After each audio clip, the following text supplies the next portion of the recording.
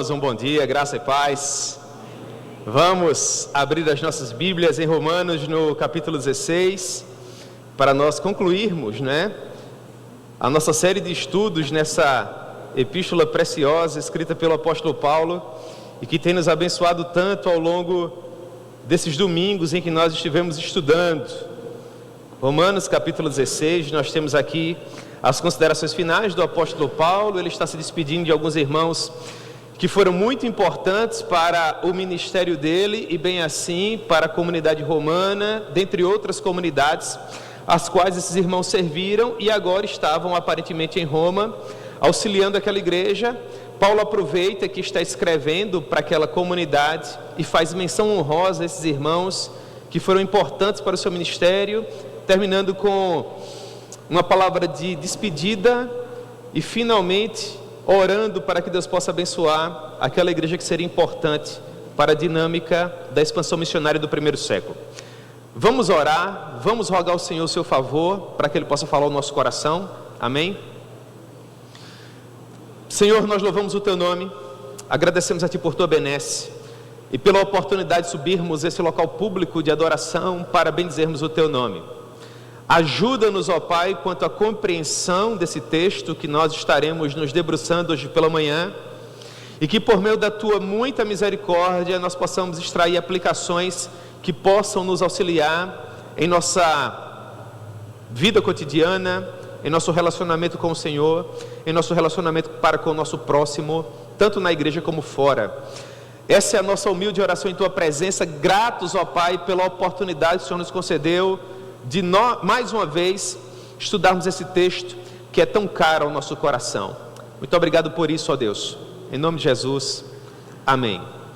Pois bem, meus irmãos, nos versos iniciais o apóstolo Paulo começa fazendo uma menção à nossa irmã Febe, que era oriunda da província romana da Acaia. Ela servia na igreja de Cencreia, que era o porto da igreja de Corinto. Muito provavelmente essa irmã servia peregrinos, viajores, missionários que estavam em trânsito. Eles viajavam pelo Egeu, quem sabe vindo da Ásia, do Oriente, para visitar os antigos Balcãs europeus, a parte mais oriental do velho continente da Europa. E como não haviam pousadas, hospedagens, hotéis em um número suficiente para tantos visitantes, para tantos viajores, provavelmente Febe era uma irmã que abria a porta da sua casa e servia a esses peregrinos com seus bens. Pelo fato dela servir a igreja dessa forma, agora Paulo rogava à igreja de Roma que fizesse o mesmo por ela. Aparentemente Febe se encontrava visitando aquela igreja ou havia se mudado para lá, e Paulo aconselhava a igreja a recompensar a Febe na proporção em que ela havia servido a outros irmãos. A palavra do apóstolo Paulo foi a seguinte: recomendo-vos a nossa irmã Febe, que está servindo a igreja de Cencreia, para que a recebais no Senhor como convém aos santos, e a ajudeis em tudo que de vós vier a precisar, porque tem sido protetora de muitos e de mim inclusive. Portanto, Febe, que segundo o apóstolo Paulo era oriunda da Ásia, da região de Cencreia, que era um porto na região da Acaia, cuja capital era a cidade de Corinto. Corinto era mais afastada do mar, de modo que os irmãos que viviam em Corinto, eles precisavam fazer uma pequena viagem até uma cidade portuária, Cencreia, e a partir dali pegar os navios que haveriam de enviá-los para todo o mundo. Ao que parece, Febe era uma irmã piedosa, provavelmente abastada, uma irmã que possuía algumas posses, e em razão disso ela aparentemente hospedava esses irmãos, e a partir dali aqueles irmãos abastecidos, bem servidos, seguiam em sua viagem. O texto a que Paulo faz menção a Febe, por muito tempo, inclusive nos dias atuais, tem sido usado pelos nossos irmãos que defendem o ministério pastoral feminino para a trazer algum ponto à sua perspectiva. Pelo fato de Paulo dizer que Febe servia a igreja, parte desses irmãos utilizam esse texto para dizer que Febe era uma espécie de pastora, uma líder da igreja que capitaneava aquelas almas preciosas que haviam sido compradas pelo sangue precioso do Senhor Jesus. Como não poderia ser diferente, os irmãos sabem que nós não comungamos desse ponto, nós não concordamos com o ministério pastoral feminino, nós respeitamos, obviamente, há muitos irmãos piedosos, servos fiéis, que comungam dessa perspectiva com todo respeito. Nós discordamos desses irmãos porque entendemos que na palavra de Deus não há suporte bíblico, escriturístico, que apoie essa perspectiva eclesiológica. Quando Paulo diz que Febe servia a igreja, o termo que Paulo usa é um termo para o serviço comum, o serviço cotidiano. É um termo genérico, diaconia, que é a raiz da nossa palavra diácono. É aquele que serve, é aquele que exerce o ministério sacrificial em prol da igreja. Muitas outras irmãs e outros irmãos, inclusive o próprio apóstolo Paulo, em algumas passagens, vai se referir a ele mesmo com esse termo, diácono. O que não significa dizer que Paulo era ou um diácono ou um irmão que tinha um outro ministério parecido na igreja. Nós sabemos que Paulo era um apóstolo, um pregador itinerante, um missionário que possuía uma função preponderante na conjuntura da igreja da época. Mas ele não era um diácono, assim como os demais irmãos e irmãs que eram mencionados por demais autores bíblicos com base nesse texto, da mesma forma também não eram diáconos. Na maioria das vezes em que esse texto, ou melhor, que esse termo surge no enredo da palavra de Deus, ele serve para denotar alguém que serve a igreja, que se sacrifica pela igreja para que outros possam ser abençoados. Me parece que é uma aplicação perfeita para a postura que Febe exercia. O verso 2 diz que ela deveria ser recebida no Senhor, assim como convém a todos os santos, e que ela deveria ser auxiliada naquilo que precisasse, porque ela tinha servido como uma protetora. Esse termo, ele é apropriado para o que eu estou tentando explicar para os irmãos aqui. Quando Paulo diz que Febe era uma protetora, ele usa o termo grego prostatis, que significa aquele que patrocina, aquele que se utiliza dos seus bens para abençoar um terceiro. Seria como se, em outras palavras, Paulo estivesse dizendo: recebam a nossa irmã Febe, assim como convém aos santos, com educação, com polidez, com gentileza, e mais que isso, ajudem a nossa irmã Febe naquilo que ela precisar. A hospedem, a alimentem, a encaminhem, ofereçam tudo aquilo que porventura ela vier a precisar. Por quê? Porque é isso que Febe faz quando nós chegamos à região dela, na Cencreia. Ela serve como uma espécie de protetora, de patrocinadora, alguém que nos abençoa logisticamente. Ela abre as portas da sua casa, ela nos serve refeições, ela nos auxilia em nossas viagens. Portanto, nada mais justo que agora que aparentemente ela se encontra na região de Roma, que vocês façam a mesma coisa.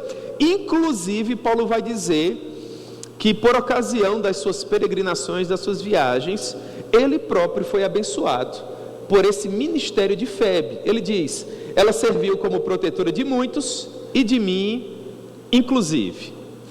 Dito isso, meus irmãos, significa dizer que pelo fato de nós não concordarmos com o ministério pastoral feminino, que as irmãs não foram honradas pelo Senhor, ou que elas não foram percebidas pelo nosso Deus, ou mesmo pela igreja. Mas é claro que não. Se você fizer uma leitura atenta da palavra do Senhor, você vai perceber que as mulheres, pelo contrário, foram uma bênção, tanto no ministério do Senhor Jesus, em seu ministério público itinerante de 3 anos, assim como elas também foram preponderantes, tanto no princípio da igreja, como em todo o seu desenvolvimento histórico e até nos dias atuais. Por exemplo, as mulheres acompanharam o Senhor Jesus por todo o tempo do seu ministério público. Elas estavam lá quando o Senhor Jesus iniciou, e elas o acompanharam ao longo daqueles 3 anos. Sobretudo no princípio do ministério do Senhor Jesus, ele viajava por regiões longínquas, visitando pequenas cidades, povoados, vilas. Não era incomum que Jesus atravessasse desertos de areias escaldantes, mares bravios, situações adversas, sob as mais variadas perspectivas. E em todas essas situações, as mulheres sempre estiveram presentes, inclusive financiando com os seus bens o ministério de Jesus. Há uma passagem no Evangelho de Lucas, no capítulo 8, que é bem interessante. Ela diz o seguinte, Lucas capítulo 8, verso 1. Aconteceu, depois disto, que andava Jesus de cidade em cidade e aldeia em aldeia, viajando a pé, sob sol, areias quentes, sob diversos tipos de perigos, pregando e anunciando o evangelho do reino, e os 12 iam com ele. O verso 2, porém, diz assim: e também algumas mulheres que haviam sido curadas de espíritos malignos e de enfermidades. Então Lucas vai fazer alguns exemplos. Maria, chamada Madalena, ela era da região de Magdala, por isso era conhecida como Maria Madalena, da qual saíram 7 demônios. E havia Joana, mulher de Cusa, procurador de Herodes. Portanto, nós temos um exemplo de uma mulher aristocrata, de uma mulher que frequentava os círculos mais badalados da sociedade judaica da época. Nós temos uma provinciana, Maria Madalena, nós temos uma aristocrata, Joana, mulher de Cusa, e nós temos Susana, que nem sabemos quem é. O seu marido não é citado, tampouco a sua linhagem, nós não sabemos de onde ela veio, o que ela fez. Contudo, aparentemente por ser uma mulher piedosa, que auxiliava profundamente o ministério do Senhor Jesus, ela está sendo mencionada aqui. É interessante que tanto Maria Madalena quanto Joana, elas vão ser mencionadas nominalmente por ocasião da ressurreição de Jesus. Susana não. Uma outra mulher vai ser mencionada, a mãe dos apóstolos Tiago e João. Contudo, essa mulher não. O que significa dizer que não apenas ela, mas outras mulheres foram preponderantes em algum momento do ministério público do Senhor Jesus. E elas não eram irrelevantes. Elas não serviam a Jesus, por exemplo, para simplesmente cuidar de afazeres mais relacionados a zelo doméstico, a trato com crianças ou adolescentes, jovens, coisas do tipo. Não, essas mulheres, elas serviam de fato, sobretudo prestando assistência ao Senhor Jesus com seus bens.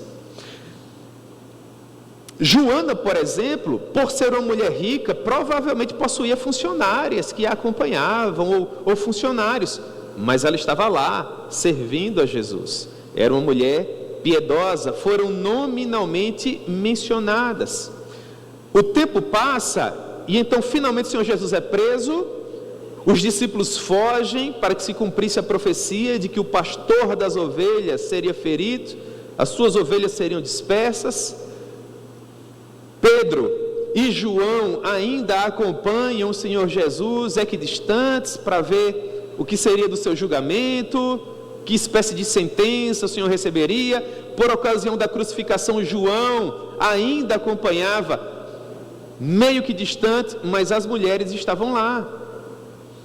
Lucas vai dizer no capítulo 23 que as mulheres que o tinham seguido desde a Galileia permaneceram contemplando de longe todas as coisas. No mesmo capítulo, Lucas vai fazer questão de dizer que elas acompanharam Jesus até que ele rendeu o Espírito.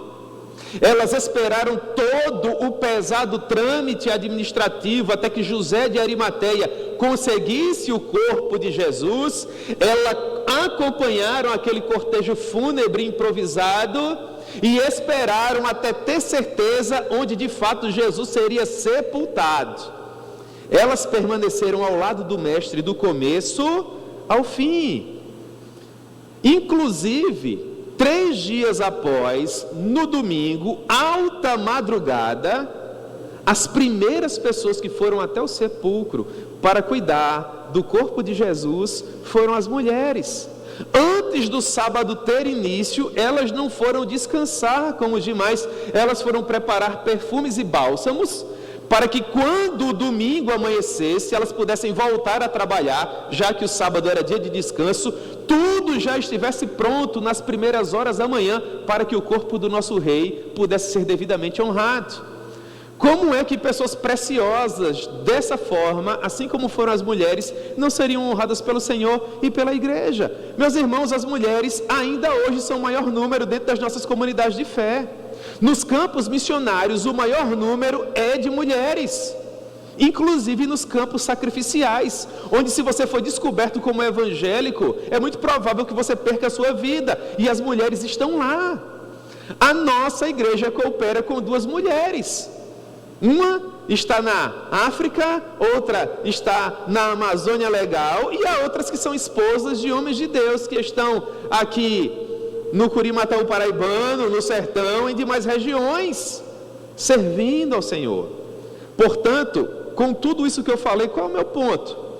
Pelo fato de, na nossa maneira de ver, as mulheres não terem sido chamadas pelo Senhor para exercer um ofício na igreja, não significa dizer que elas não são honradas, amadas e percebidas pelo Senhor. Muito pelo contrário, elas são de fundamental importância dentro daquilo que Deus as chamou para fazer.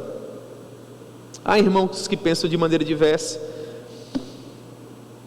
e nós entendemos, mas ficamos com o nosso ponto.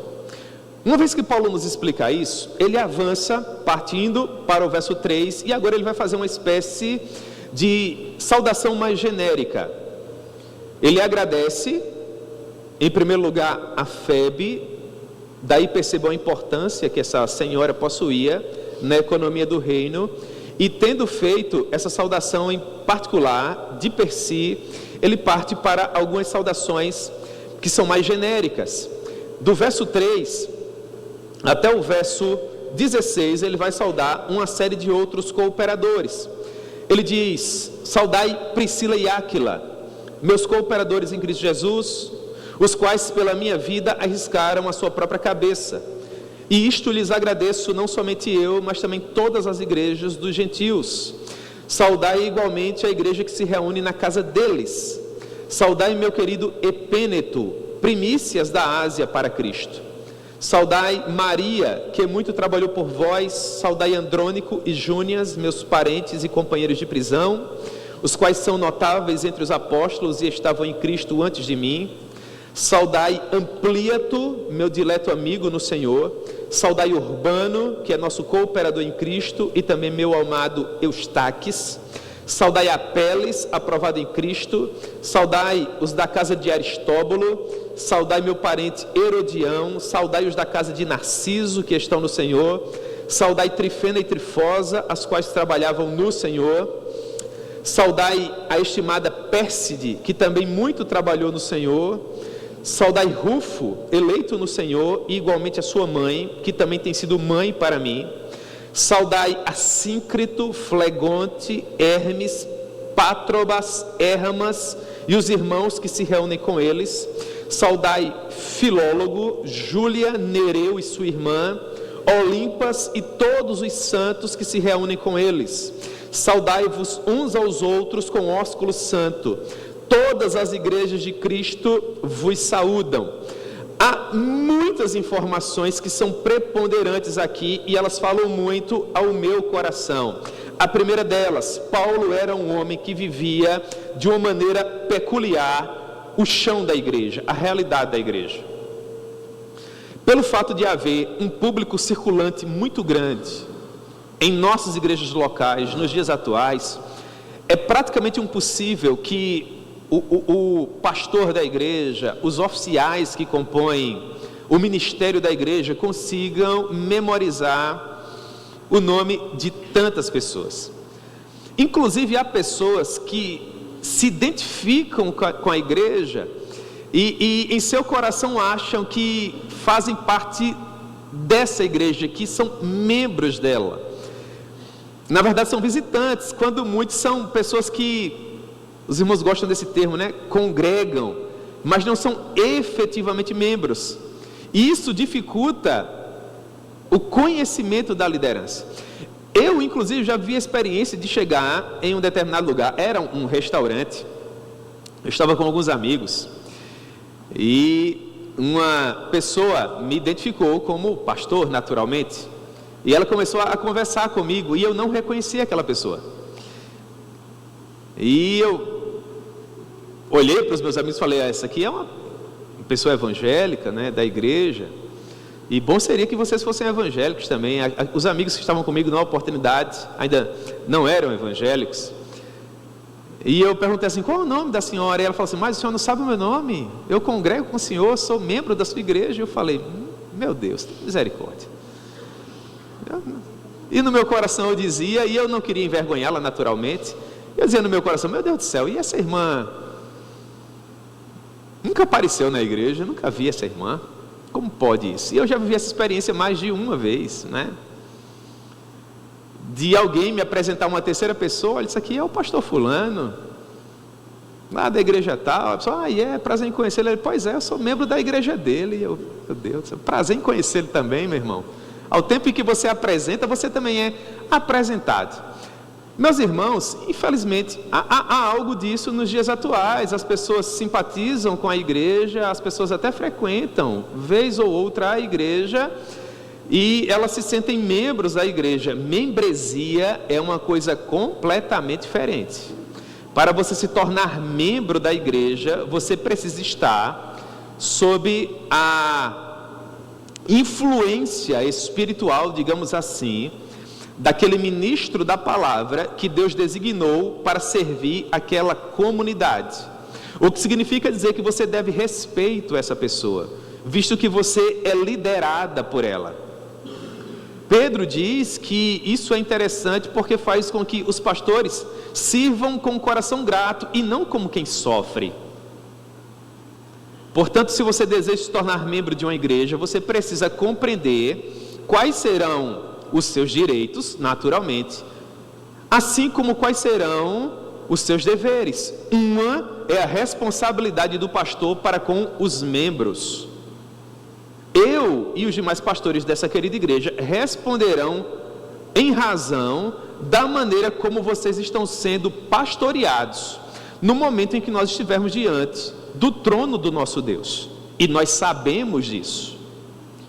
É por isso que nós precisamos ter cuidado com quem se torna membro da nossa igreja e com quem apenas simpatiza conosco e caminha conosco. Para estes, o pastor possui uma responsabilidade diferente. Por exemplo, se algum irmão precioso da nossa igreja vir a falecer, foi o que aconteceu com a mãe do pastor Rony dias atrás. Nós que somos pastores da igreja, nós temos a obrigação de cuidar dessa pessoa, de realizar o seu ato fúnebre, de honrá-la em seu sepultamento, da maneira como manda a regra evangélica. Mas digamos que você é membro da nossa igreja e um parente próximo a você falece, e essa pessoa, ela não era membro efetivo de uma igreja, ou simplesmente só frequentava alguma comunidade, ou nem cristão era. É natural que essa pessoa deva receber honra e respeito, e ter um ato fúnebre e um sepultamento digno para a glória de Deus. Mas o pastor local da sua igreja não tem a obrigação de fazer isso. Ele pode fazer isso por educação, ele pode fazer isso por gentileza, porque é devido ao cristianismo amar todas as pessoas.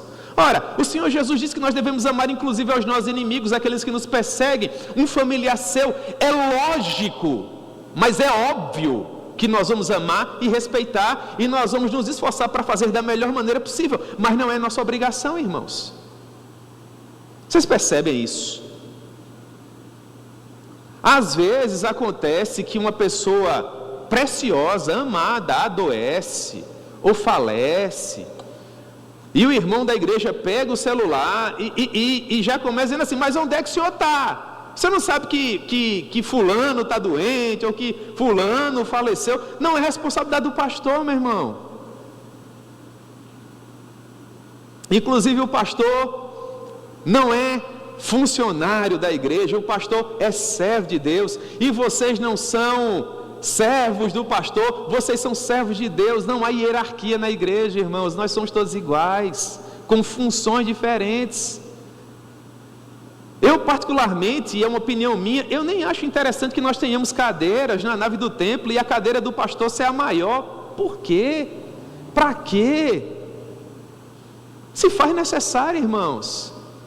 Todo mundo aqui é honrado da mesma forma. Nós temos alguns degraus aqui nessa plataforma porque vocês precisam enxergar quem é que está falando, mas nós estamos no mesmo plano. Podia ter um degrau para a cadeira de cada um de vocês. Isso não está no nosso coração, é mera arquitetura. Seria até melhor se o lugar do pastor fosse mais baixo e vocês estivessem em uma plataforma elevada, porque seria mais confortável para vocês olhar num plano mais horizontal do que ficar esticando a cabeça por cima do irmão, que por vezes é mais alto que você. Então, uma coisa é quem é membro da igreja, e o pastor deve servir esse irmão. Outra coisa é aquele que simpatiza com a igreja e que não está sob responsabilidade do pastor. As portas da igreja estão abertas, todos os irmãos são bem-vindos, mas o pastor, ele tem que ter um cuidado especial com quem é membro. Se o pastor tiver um horário disponível em uma quarta-feira à tarde, e duas pessoas preciosas, um membro e uma pessoa que visita a igreja, precisarem de um aconselhamento naquele horário, o pastor deve privilegiar quem é membro da igreja. Não é incomum que pessoas que congregam em outras igrejas precisem de aconselhamento. O pastor deve aconselhar os membros da sua igreja. É indecoroso que o pastor aconselhe pessoas de outras igrejas? Não é. Se o pastor puder, se ele tiver tempo, não há problema nenhum. Pastor, um parente meu está com problemas, queria conversar, e ele pensou no senhor. O senhor pode recebê-lo? Se eu tiver tempo, se for possível, eu recebo. Mas se um membro da minha igreja estiver precisando de ajuda naquele momento, é óbvio, irmãos, que eu vou tentar ajudar em primeiro lugar o membro da minha igreja. E assim que possível eu vou sim ajudar aquela pessoa naquilo que eu puder. Porque é bom que nós saibamos isso, porque às vezes alguns irmãos acham que o pastor tem a obrigação de fazer tudo o tempo todo. Não é assim, irmãos. Ninguém tem tanta energia vital e tanta força para fazer tanta coisa ao mesmo tempo. Vocês entendem? Por isso nós precisamos nos concentrar e nos dedicar àquilo que Deus especificamente nos chamou a fazer. Por que é que eu falei a respeito dessas questões? Porque me chama a atenção o fato de que Paulo, um homem que segundo ele próprio, preocupava-se com todas as igrejas, ele diz, pesa sobre mim a preocupação com todas as igrejas, está escrevendo para uma igreja que ele não conhecia pessoalmente. Paulo nunca havia visitado pessoalmente a igreja de Roma, e ele cita todo mundo pelo nome. Ele sabia, por exemplo, que Priscila e Áquila estavam lá. Ele diz, saudai Priscila e Áquila, meus cooperadores, os quais pela minha vida arriscaram a sua própria cabeça. Paulo conheceu Priscila e Áquila por ocasião da segunda viagem missionária, quando ele chegou a Corinto. Por volta do ano 47 depois de Cristo, Priscila e Áquila haviam sido expulsos de Roma pelo imperador atual, Cláudio, em razão de um imbróglio que envolvia a pessoa do Senhor Jesus. Os cristãos romanos foram expulsos da cidade. Priscila e Áquila vieram parar em Corinto e a chegada deles foi providencial, porque Paulo estava sem os seus auxiliares, Lucas estava em Filipos, Silas e Timóteo estavam em Tessalônica, prestes a se reunir com o apóstolo Paulo. Quando Priscila e Áquila chegam, já que eles eram fabricantes de tenda, o mesmo ofício do apóstolo Paulo, Paulo se une a eles e passa a ser por eles assessorado. Eles permanecem por 1 ano e meio em Corinto. Paulo deixa a cidade, viaja para Jerusalém e de caminho passa pela cidade de Éfeso, onde ele deixa Áquila e Priscila para cuidarem dos irmãos que estavam ali. Eles foram inclusive muito importantes para a educação teológica de um grande pregador chamado Apolo. Pessoas que partilhavam da mesma visão que o apóstolo Paulo, que foram de fato importantes para o desenvolvimento do seu ministério. Paulo chega a dizer aqui no verso 4 que em dado momento eles arriscaram a vida por Paulo. Ele não nos oferece detalhes a respeito de como isso aconteceu, mas nós sabemos que na região de Éfeso, segundo o próprio Paulo vai nos dizer no capítulo 15 de 1 Coríntios, ele lutou contra feras. Em 1 Coríntios capítulo 1, Paulo vai dizer que em determinado momento ele achava que de fato ele perderia a vida durante o tempo que ele serviu à igreja dos Efésios. Mas Deus o livrou e Deus o guardou e o preservou do mal. Quem sabe em algum desses momentos, Áquila e Priscila estavam ao lado dele e Paulo diz: por isso eu lhes agradeço. E não somente eu, mas as igrejas dos gentios. E ele segue: saudai igualmente a igreja que se reúne na casa deles. As igrejas não possuíam prédios públicos, assim como nós possuímos agora. Os irmãos se reuniam de casa em casa, e Áquila e Priscila, eles cediam espaço na sua residência para reunir os irmãos, o que era arriscado à época. Saudai meu querido Epêneto, primícias da Ásia para Cristo. Epêneto provavelmente foi um daqueles que primeiro se converteu na região da Ásia, junto, por exemplo, com Estéfanas. Paulo vai fazer menção a esse homem em 1 Coríntios capítulo 16, dizendo que ele também foi primícia na Acaia. É um termo que aponta para aqueles que se converteram primeiro. Portanto, perceba, do ano em que Paulo visitou Corinto, muito provavelmente 51 depois de Cristo, a época que Paulo estava escrevendo Romanos, aparentemente 58, pouco mais, pouco menos depois de Cristo, pelo menos 7 ou 8 anos haviam se passado. Paulo lembrava do nome das primeiras pessoas que haviam se convertido na região. Isso é, para mim, sensacional. Era um homem que estava dentro da igreja, que conhecia a igreja, sabia quais eram as suas questões, citando essas pessoas pelo nome, lembrando inclusive detalhes da conversão, do dia a dia de cada um. Ele cita uma mulher, nós não sabemos a sua proveniência, só é mencionada por Maria. Verso 6, Paulo diz: saudai Maria. Aparentemente, pela menção ao nome, a igreja de Roma já saberia quem é. Paulo diz: essa mulher trabalhou demais pela igreja, mas essa mulher é uma guerreira, é uma batalhadora. Não é bonito isso, irmãos? Paulo diz: quando você receber a carta, que vocês lerem, dá um abraço na Maria. A Maria, é guerreira, é a mulher virtuosa, trabalha para Jesus, se destacava, cooperando com os irmãos. Saudai Andrônico e Júnias, meus parentes. Não sabemos se tios, se primos, o que eles eram, contudo eram parentes do apóstolo Paulo, inclusive companheiros de prisão. Há doutrinadores que acham que o Andrônico e Júnias viajaram com Paulo naquela viagem em que ele naufragou após ter passado 14 dias e 14 noites no meio do temporal, no meio da tempestade. Essas pessoas sobreviveram ao naufrágio, a todo o restante da viagem, chegaram em Roma, foram presos e cumpriram a sentença com Paulo, eram companheiros de prisão com ele. E Paulo vai dizer que entre os missionários, o termo que Paulo usa é apóstolos, mas com a ideia missionária, entre os missionários eles eram notáveis, inclusive estavam em Cristo antes de mim, receberam a Jesus como Salvador antes do apóstolo Paulo, perseveraram junto com ele, dividiam cárcere na prisão. Paulo segue: saudai Ampliato, meu dileto amigo no Senhor. Paulo teve muitos amigos. Se você fizer uma leitura atenta de todas as cartas do apóstolo Paulo, você vai contar pelo menos 25 auxiliares mencionados nominalmente. Há outras pessoas que Paulo sugere que eles podem ter auxiliado, mas Paulo não faz uma menção direta. Se você contabilizar essa pessoa, o número passa de 30.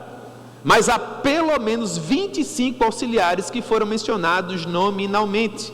O que aprendemos com isso? Ninguém faz a obra de Deus sozinho, irmãos. Nós precisamos de companheiros, de parceiros ministeriais, de pastores que caminhem conosco, presbíteros, diáconos, obreiros, irmãos e irmãs que carreguem o piano com a gente. Paulo foi, na minha maneira de ver, o maior teólogo que a igreja produziu, o missionário mais experimentado da igreja, alguém que Deus vai usar para escrever quase que 50% do nosso Novo Testamento. E está fazendo a obra do Senhor cercado de muitos amigos, cercado de muitos cooperadores. Ele vai mencionar esse senhor chamado Ampliato. Nós não sabemos quem ele é, o que ele fez, mas era caro ao coração do grande apóstolo. Ele diz: Ampliato é um amigo muito querido. Importante isso, né, irmãos? Sobretudo no ministério, não são muitos os amigos que nós podemos mencioná-los como muito queridos. O ministério pastoral, por vezes, é um ministério muito solitário. E é muito bom quando Deus levanta pessoas que possam caminhar conosco e sentir com o nosso coração. Paulo menciona mais um. Ele diz: e também meu amado Estaques. Alguém caro ao coração do apóstolo Paulo, que é mencionado por ele. Devem ter sido homens muito piedosos. Para serem amigos chegados do apóstolo Paulo, deviam ser muito apaixonados pelo Senhor Jesus. Paulo era um homem que tinha muita pressa, havia um senso de urgência muito grande no coração do apóstolo Paulo. Portanto, para que esses homens sejam mencionados assim, Ampliato é um amigo dileto, querido. Saudai Urbano é um cooperador. Estaques é muito amado por mim. Esses homens seguramente deviam ser homens muito especiais. No verso 10 ele diz: saudai Apeles, aprovado em Cristo. O termo que Paulo usa para Apeles, aprovado, a expressão grega dokimos, aponta para alguém que sofreu demais, que sofreu muito, a ideia de sofrimento físico mesmo. É, por exemplo, o termo que o autor sagrado vai usar para o sofrimento de Jó. Quando no capítulo 23, o capítulo 23 de Jó é o capítulo dourado, é o mais bonito do capítulo, de todo o livro de Jó, capítulo 23.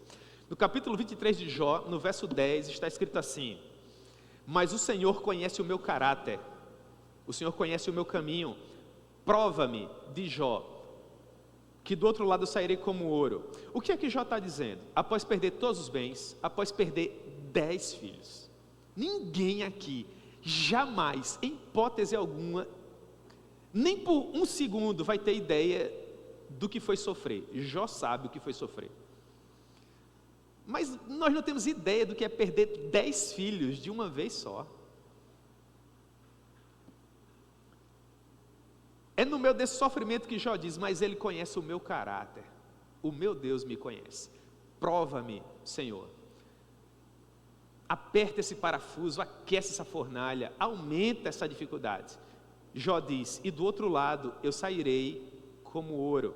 O ouro é aquela liga preciosa que quanto mais é passada pelo fogo, pela prova, mais valioso se torna. É o que Jó está dizendo. Pode apertar, Senhor, do outro lado eu vou sair mais santo, mais apaixonado por Ti. Paulo, ele vai se apropriar desse termo que anteriormente ele usou para Timóteo. Filipenses capítulo 2, verso 22. E conheceis o seu caráter provado. A maneira com que esse menino, eu estou besta que eu acertei a referência. A maneira como esse menino tem servido a mim no ministério, assim como o filho serve ao próprio pai. Timóteo, Paulo diz, sofreu comigo. Vocês conhecem o seu caráter provado. Aí vem Apeles, e eu fico, meu Deus do céu, por que Paulo não falou mais desse homem? Está colocando na prateleira de Jó, de Timóteo. Apeles, aprovado em Cristo, são esses anônimos, que não estão nas viagens missionárias, não receberam cartas, não escreveram livros, não pastorearam grandes igrejas, mas no grande dia do Cordeiro, eles vão estar lá, irmãos, e eles vão brilhar mais que o sol. Você vai olhar para Apeles, e quem sabe com a curiosidade que eu também tenho, juntos nós vamos perguntar: ô Apeles, conta a tua história, meu irmão. O que aconteceu, rapaz? Queria conhecer melhor você naquela época, mas o Paulo, aí Paulo vai estar do lado assim, o Paulo quase não falou de você, Apeles, agora eu tenho toda a eternidade. Conta a tua história aí. Eu gostava muito de conversar com a mãe do pastor Rony, né? Invariavelmente, eu sentava ao lado dela e eu dizia assim: Aninha, chamava ela de Aninha. Aninha, conta aí tua história. Aí ela ia falar das aventuras dela. Saudai os da casa de Aristóbulo, saudai meu parente Herodião. Interessante que Paulo não cita Herodião junto com os demais, ele o cita à parte, não faz menção ao que Herodião fez, sabemos contudo que era seu parente. Saudai os da casa de Narciso, que estão no Senhor. Talvez os da casa de Narciso tenham partido para estar com o Senhor, talvez eles tenham se convertido, pode ser uma expressão que aponte para alguém que já havia falecido, nós não sabemos ao certo. O fato é que eles também pertenciam ao Senhor. Vem o verso 12, o pastor Rony por vezes sugere esse nome para quem tiver filhas gêmeas, não é? Saudai Trifena e Trifosa, as quais trabalhavam no Senhor. O termo que Paulo usa para Trifena e Trifosa, trabalhavam, é um tema ou um termo que é semelhante, por exemplo, a o que Paulo usa para transpirar na obra. A expressão copiao é aquele termo usado para o trabalhador braçal, aquele que põe a mão na massa. É a menção que Paulo faz a essas irmãs, elas estavam literalmente envolvidas na ponta da lança. Ele cita a estimada Pérside, que também, olha a maneira como Paulo escreve, olha a ideia de intensidade, muito trabalhou no Senhor. Mas Paulo fala mais da Pérside, ela tinha um nome pagão. Pérside é o nome de uma deusa do panteão. Paulo faz questão de citá-la pelo seu nome, ela era conhecida dessa forma. Contudo, apesar da sua origem aparentemente alheia ao Senhor e à sua palavra, em dado momento ela se converteu e o currículo da mulher é extraordinário. Pérside trabalhou muito, muito. Meus irmãos, se Paulo estivesse escrevendo para a igreja de Campina Grande, caso ele nos mencionasse, de que maneira ele nos mencionaria? Mas eu me preocupo com isso, irmãos. Conceito. Se há algo que nós precisamos em nossa vida evangélica, é de conceito. Não o currículo que você tem, o sobrenome que você carrega, os amigos que você porventura possua, mas quem efetivamente você é. Quando a comunidade de fé, quando a igreja pensa em você, olha para você, o que é que ocorre a essas pessoas? É o seu conceito. Paulo estava viajando, quando ele escreveu Romanos, ele estava em trânsito para Jerusalém. Aparentemente ele passava por Corinto para resolver sérios problemas. Antes dessa provável visita, Paulo dizia, tem um grupo de irmãos aí em Corinto, que costuma dizer que eu só tenho coragem de falar o que falo, porque é através de cartas. Quando eu estiver aí pessoalmente, eu vou conversar com esses irmãos. E Paulo resolvendo esse tipo de imbróglio em Corinto, escrevendo Romanos, e ele está dizendo, manda um abraço na Pérside, ou mulher para trabalhar para Jesus. Aí trabalhou muito no Senhor. Mas não é bonito isso, irmãos? A minha imaginação vai embora, eu fico imaginando essa carta sendo lida publicamente, e o pastor da igreja de Roma, ao tempo nós não sabemos quem era, lendo a carta, aí de repente ele levanta a cabeça e diz, Pérside, Paulo mandou um abraço para a senhora, falou aqui que a senhora trabalha muito para Jesus, siga firme. Irmãos, eu vivendo uma experiência dessa, eu falaria igual a Simeão, despede em paz o teu servo, Senhor, eu vou continuar nessa terra, mais para quê? Me leva. É bonito, né, irmãos? Deus é extraordinário. Saudai Rufo, eleito no Senhor, igualmente a sua mãe, que tem sido uma mãe para mim. Aqui há uma interpretação minha, e vocês não têm que concordar, mas eu encontrei um que concorda, o R6 Pro, e eu fiquei lendo comentários de Romanos, mas será que ninguém vai concordar aqui? E o Sproul concorda, e alguns outros, né? Na minha maneira de ver, Rufo, que Paulo menciona como eleito no Senhor, e bem assim a sua mãe, que é mãe na fé para o apóstolo Paulo, cuidava de Paulo como uma mãe.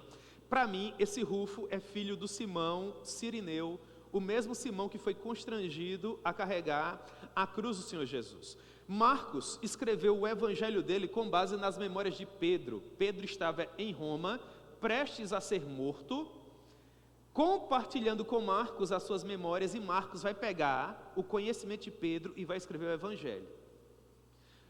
É no evangelho de Marcos que, quando a história da crucificação vai ser contada, nós temos assim, Marcos capítulo 15, verso 21. A cruz de Cristo foi carregada por Simão Cirineu. Os apóstolos, à exceção de Marcos, param aqui. Simão, o Cirineu, foi constrangido a carregar a cruz. Ponto. Marcos é o único que vai além. Ele diz, identificado como pai de Alexandre e Rufo. Muito provavelmente, quando Marcos escreveu o evangelho, ele estava em Roma, ouvindo de Pedro, e Pedro falando, sabe o irmão Rufo? O pai dele carregou a cruz do nosso Redentor. Aí Marcos vai escrever o evangelho e fala, Simão Cirineu foi constrangido a carregar a cruz, ele era pai do Alexandre e do Rufo. Aí Paulo diz, saudai a Rufo, eleito no Senhor, e igualmente a sua mãe, que foi uma mãe para mim. São os anônimos, que são muito importantes, irmãos. Nós não teríamos um apóstolo Paulo se esse exército de anônimos não estivessem aqui trabalhando para que o ministério dele pudesse ser promovido. Existem irmãos que foram dotados por Deus para terem ministérios que lhes oferem muita evidência. E eu louvo a Deus por isso, porque eles possuem capacidade para isso. Eu lembro, há muitos anos atrás, eu conversava com o pastor Euder, e ele falava do ministério desses irmãos dos bastidores. E ele dizia que louvava muito a Deus pela vida de todos esses irmãos preciosos, porque eram eles que carregavam o piano e deixavam tudo preparado, o microfone já ligado para o pregador subir na consciência cristã e compartilhar a mensagem. Perceba, o preletor, ele foi dotado por Deus com dons na área do ensino, com capacidade suficiente para olhar para uma multidão de 10, 11, 12 mil pessoas e falar, como eu estou falando para vocês que são pessoas da minha igreja local, tranquilo, à vontade. E você olha para aqueles irmãos e parece que eles estão falando para a família na sala de casa, não é? É uma capacidade sobrenatural, irmãos. E pregam com desassombro a gloriosa palavra de Deus. Mas para que aqueles irmãos possam usar dos dons e talentos que receberam do Senhor, se faz necessário que centenas de outros trabalhem para que eles possam chegar ali e fazer a parte que cabe a eles. Caso aqueles irmãos dos bastidores não fizessem aquele trabalho árduo, algo tão grandioso não seria possível. Nós estamos olhando para algo que acontece aqui. Paulo está mencionando dezenas de nomes de pessoas que não receberam cartas, que não plantaram igrejas, quem sabe, não eram tão conhecidos os demais irmãos da igreja do primeiro século, mas que eram preponderantes. Paulo diz, saudai Assíncrito, Flegonte, Hermes, Patrobas, Hermas. Só para decorar esses nomes, tem que ser no poder do Espírito Santo, não é? Patrobas, acento é no primeiro A, Patrobas, Flegonte, Assíncrito, grandes homens de Deus. Saudai Filólogo, Júlia, Nereu, a sua irmã Olimpas e todos os santos que se reúnem com eles. Nereu e Olimpas, ao que parece, possuíam uma casa maior, possuíam algum recurso, reuniam demais irmãos em sua casa. Saudai-vos uns aos outros com o ósculo santo. Todas as igrejas em Cristo vos saúdam. Paulo agora caminha para o final, o verso 17, ele faz dois apelos, duas admoestações à igreja. Antes de se despedir com uma palavra de oração, ele diz no verso 17, rogo-vos, irmãos, que noteis bem aqueles que provocam divisões e escândalos, em desacordo com a doutrina que aprendestes, afastai-vos deles. Há um ponto que é preponderante aqui, e que por vezes os irmãos preferem não falar a respeito, porque ele causa alguma rusga, algum imbróglio, qual seja. O que nos une o que nos oferece comunhão, irmãos, não é o fato de nós sermos legais, não é porque nós somos pessoas amorosas que nós temos comunhão. Nós temos comunhão porque nós comungamos da mesma doutrina. Você pode ser carinhoso, amoroso, legal, gente boa, gente fina, como for. Se você não trouxer a doutrina que eu trago, eu não vou ter comunhão com você. Há muita gente boa por aí, da qual nós não podemos ter comunhão. São super educados, pessoas super gente fina. Por que nós não comungamos? Por que não caminhamos juntos? Por que não almoçam conosco em nossa casa? Por que não trazem a nossa doutrina? Para ter comunhão se faz necessário ter a mesma doutrina, irmãos. Simples assim. O apóstolo vai dizer: se não traz a mesma doutrina, nem o saudeis. Tenha cuidado. Esses falsos mestres, eles provocavam divisões, escândalos, estavam em desacordo com a doutrina que os apóstolos estavam ensinando. Qual deve ser a responsabilidade da igreja? Afastar-se dessas pessoas. A ideia de afastar não é que você não vai dar um bom dia, uma boa tarde. Se for um familiar seu, não é que você não vai nem conversar com essa pessoa. A ideia aqui é de comungar, no sentido de se associar com essa pessoa, não se preocupando com a impressão que aquilo vai passar. Se vai escandalizar uma terceira pessoa, nós precisamos ter cuidado com isso, certo? Para que nós não andemos por aí oferecendo a destra da comunhão indistintamente, e as pessoas olhem para nós e digam: mas o pastor apoia o fulano e o beltrano, e a pessoa que faz isso, faz aquilo outro. Nós precisamos ter cuidado com isso. Por quê? Paulo diz, verso 18, porque esses tais não servem a Cristo, nosso Senhor. Eles servem ao seu próprio ventre, e com suas palavras e lisonjas enganam o coração dos incautos, enganam o coração daqueles que não possuem uma boa doutrina. Doutrina é fundamental, irmãos. A igreja precisa ser alicerçada com base na boa doutrina dos apóstolos e dos profetas que nos antecederam. É doutrina. Precisamos de uma boa doutrina. Teve um irmão querido, há muitos anos atrás, que veio conversar comigo e com o pastor Rony, dizendo que queria sair da igreja. Nós ficamos naturalmente bem tristes, não é? Não é bom que uma pessoa deixe a igreja. E nós perguntamos o motivo pelo qual aquele irmão querido iria sair da igreja. Aí ele respondeu assim: é porque nessa igreja é só palavra. Você vem para o culto, é só palavra. A escola bíblica é só palavra. No culto solene é só palavra. Você vem na terça, é só palavra. Com isso ele estava querendo dizer que a nossa igreja não tem algumas coisas.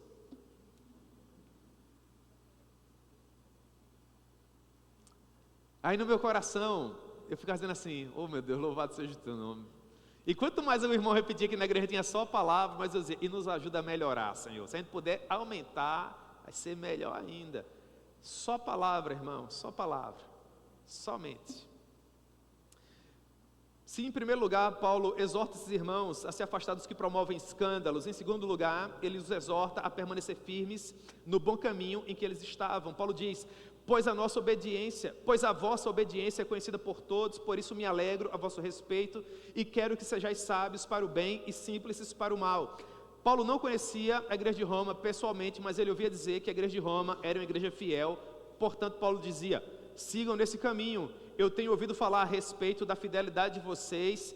Se esforcem, sigam firmes e mais, sejam sábios para o que é simples, ou melhor, sejais sábios para o bem e simples para aquilo que é mal. Não queiram ser desenrolados, não queiram ser sabidos, não.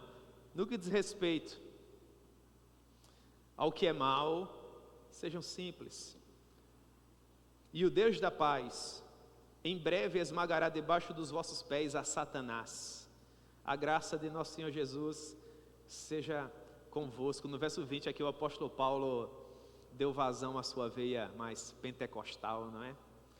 E o Deus da paz em breve esmagará debaixo dos vossos pés a Satanás. Na minha época de novo convertido havia um hino que o pessoal dizia que comprava um sapato para pisar na cabeça do diabo.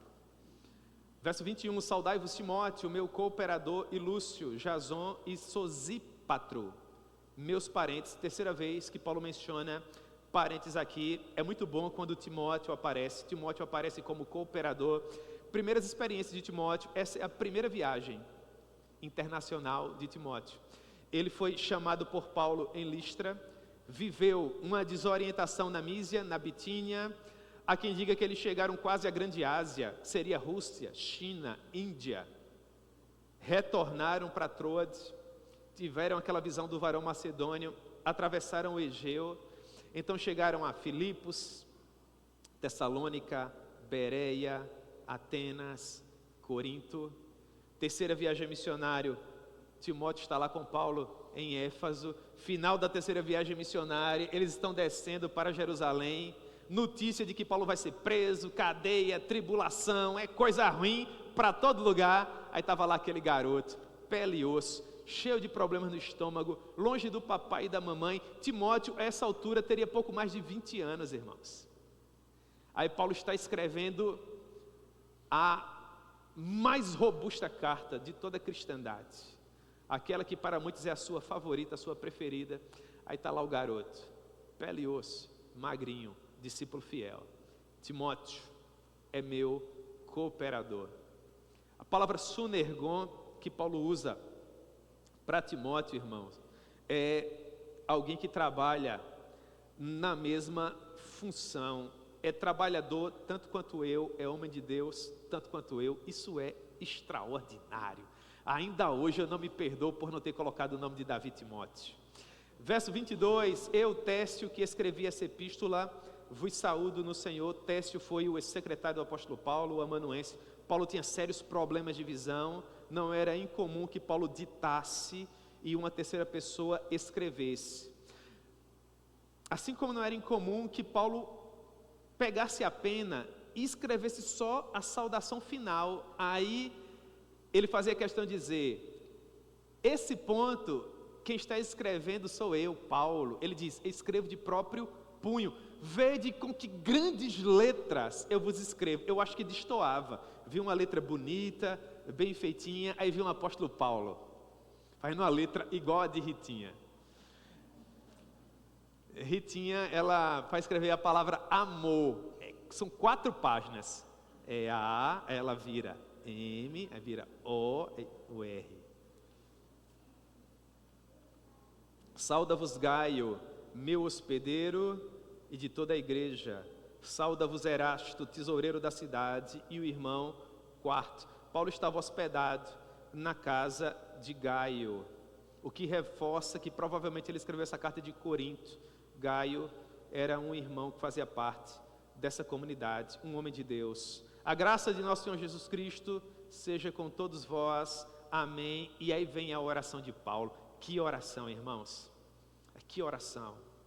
Ora, aquele que é poderoso para vos confirmar, segundo o meu evangelho e a pregação de Jesus Cristo, conforme a revelação do mistério guardado em silêncio nos tempos eternos, e que agora se tornou manifesto e foi dado a conhecer por meio das escrituras proféticas, segundo o mandamento do Deus eterno, para obediência por fé entre todas as nações. Tem que escrever um comentário só para essa oração. Mas que coisa preciosa, não é? Se fosse eu, que o Senhor vos abençoe e vos guarde, meus irmãos. Foi um prazer escrever para vocês, espero vê-los em breves. Um abraço.